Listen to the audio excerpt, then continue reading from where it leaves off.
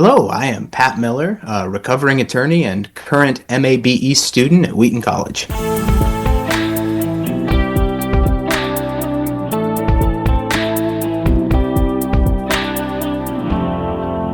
Pat Miller, Pat, good to see you. Welcome to Exegetically Speaking, your first appearance with us. Oh, thank you very much for having me. This is fun. I'm sure there's a great story behind this recovering eternity thing, but we'll have to leave that for another time. Right now, we're talking about Greek, and specifically in a few minutes, we'll be looking at the Greek of Hebrews chapter 12. But in the meantime, tell us a little bit about how you and why you started studying Greek. I did most of my legal training around the field of statutory interpretation, working with laws, sometimes laws that had been passed a really long time ago. And how do you interpret that? You need to go back and see how words were used at that point in history, pay very close attention to grammar and syntax. And when you're reading laws that closely every day, you're kind of like, I'm also reading my Bible. I should be reading my Bible this closely. And so I started to get more into biblical studies and went about as far as the English could take me. And when I got to the point where I said, there is some things here that I just can't tease out in the English, even sitting looking at different translations, I need to go deeper. And so I picked up a couple of textbooks, spent some time with Greek and Hebrew on my own. And then when I had, again, gotten to the limit of how far I could go with me and a textbook and some video lectures, found Wheaton's program. Fantastic. You're exactly the kind of person that we think about as we started offering this podcast back in 2018.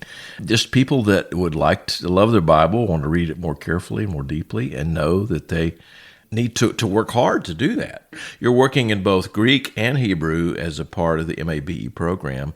And one day they're going to say, now, choose your poison, right? Which one you're going to do? Are you going to do Greek? Are you going to do Hebrew? Are you going to do both? So anyway, we'll talk about that on another occasion. All right, let's jump right into Hebrews chapter 12 here. You're studying Hebrews with Dr. Amy Peeler, so you're very fortunate to be working with her. What excites you about this particular passage? I really enjoy looking at the participles here. The participles in Greek are one of the most difficult things to get your arms around. And really here, there's only one, but it shows up with three different subclauses that it controls. And so if you can get your arms around the Greek participle, you can really unlock some neat things about the way that the author has chosen to structure his discourse. Exactly. So this is a part of the letter. Some say it's a sermon. This turned into a letter. A lot of discussion about that. But it's part that moves toward a kind of an ethical, or this is not only what we are to believe, but how we're to behave, how we're to act and comport ourselves in the world. Why don't you read for us, just in English, verse 14, and get us a setting, because the participle you're talking about is in verse 15.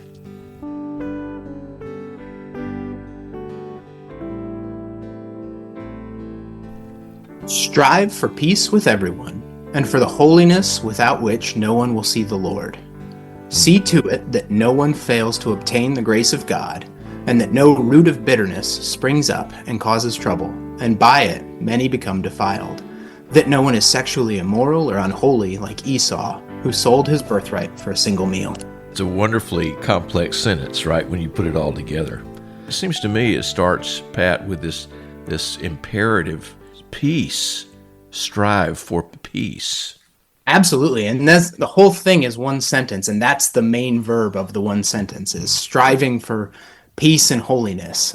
Peace with everyone. So you've got that horizontal dimension of peace with one another, and then holiness, which is specifically tied to your standing before God. And so you've got vertical righteousness, peace as well, holiness before God. And then when we come into that verse 15, that's when you have that participle. And it was translated here as imperative in this translation that you read a moment ago. See to it that no one does this. See to it. Make sure you see to this. But you're thinking that there's something else going on here. Yeah, well, this whole chunk is a single sentence in the Greek. Most English versions break it up into at least two sentences, like the ESV that I read. And some, like the NIV, CSB, NET, break it up into three, with each verse being its own sentence. And then in breaking up the verse that way, they have to render that participle, episkopuntes, as an independent imperative, see to it. And that's not a bad translation. I don't want to knock the translators at all. It certainly seems to me to be better English style than keeping the whole thing as a single sentence. Hmm. But my point is simply that the author had the choice to make it an imperative. We see lots of strings of imperatives in the New Testament.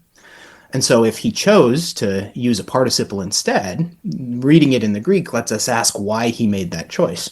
And do you have a theory about that? I do have some thoughts. Okay. Dr. Stephen Runge has really been invaluable in opening my eyes to the discourse shaping features of the participle.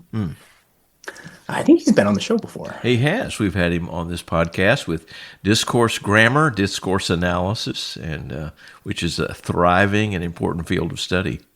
His discourse grammar is a treasure trove of original language insights. Indeed. What's kind of the relationship, I guess that's one way of putting it, between this diokete and the episkapuntis?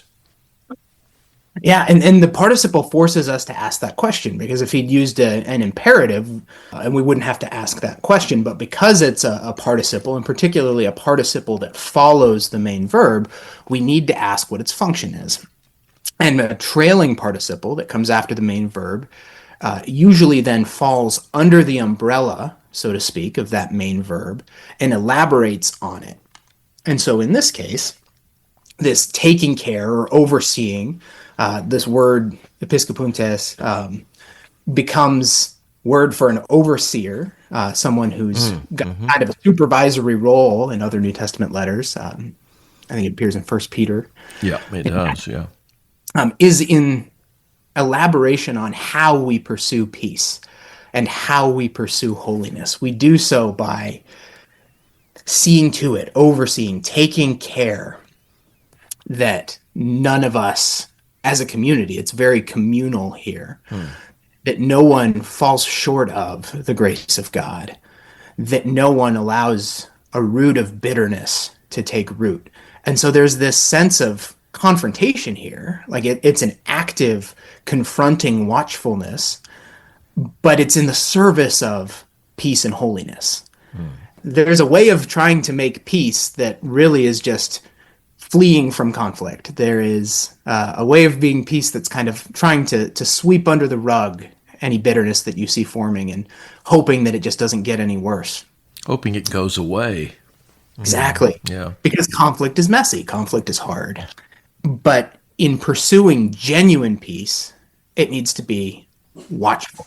We need to watch for those roots of bitterness before they flower into, later in the verse, sexual immorality, vileness, the kind of wickedness that Esau epitomizes in the.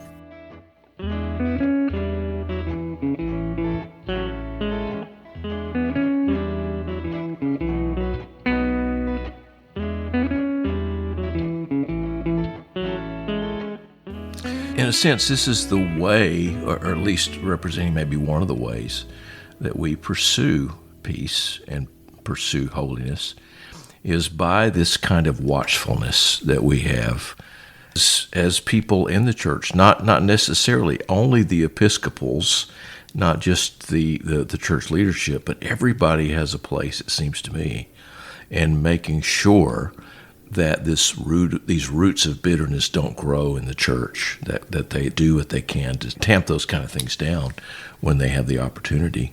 It's a delightful reading. I had never really paid attention to that. I had never seen that.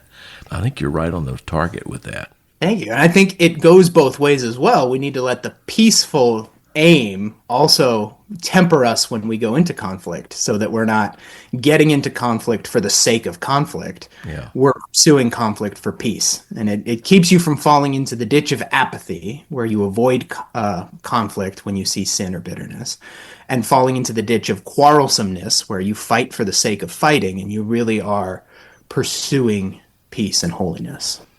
Well, that's a great reading, and that also would make for a great sermon at most churches, I think, at this point. Pat Miller, great to see you. We look forward to having you back here on Exegetically Speaking.